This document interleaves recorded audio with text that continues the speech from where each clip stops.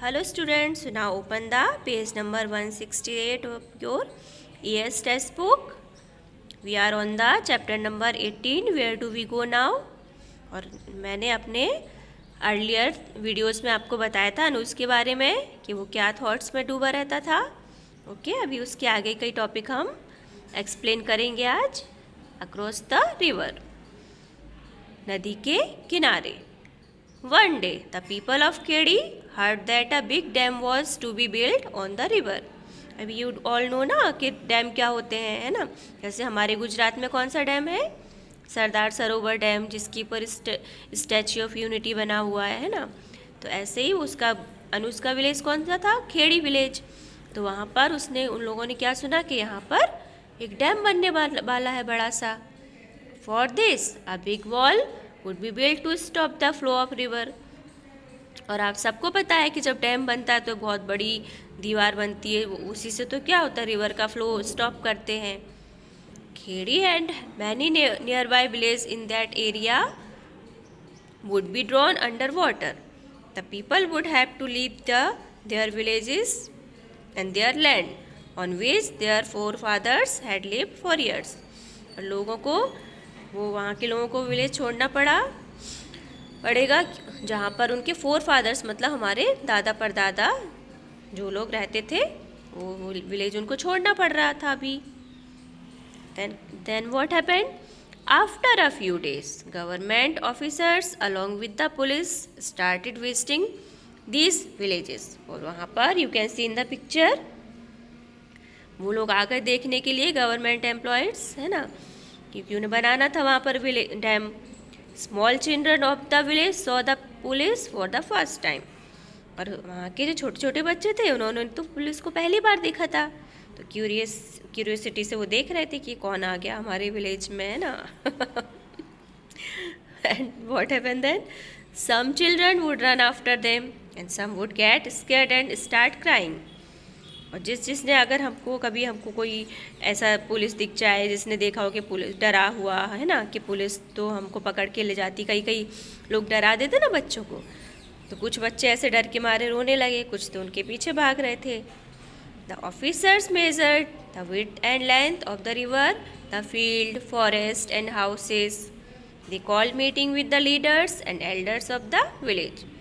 They said The village on the bank of the river would have to be displaced. और उन्होंने meeting में क्या बोला कि ये जो विलेज है इसको तो हमको डिस्प्लेस मतलब यहाँ से हटाना पड़ेगा, आपको कहीं और शिफ्ट होना पड़ेगा. The people having land at Khedi will be given land far away. और जिनकी ज़मीन है उनको दूसरी जगह पर बहुत दूर ज़मीन दी जाएगी. On the other side of the river. कहाँ पर? रिवर के अदर साइड पर. Okay. They will have everything there: a school, electricity, hospital, buses, train, etc. They will have all that they could not even dream of here in Khedi.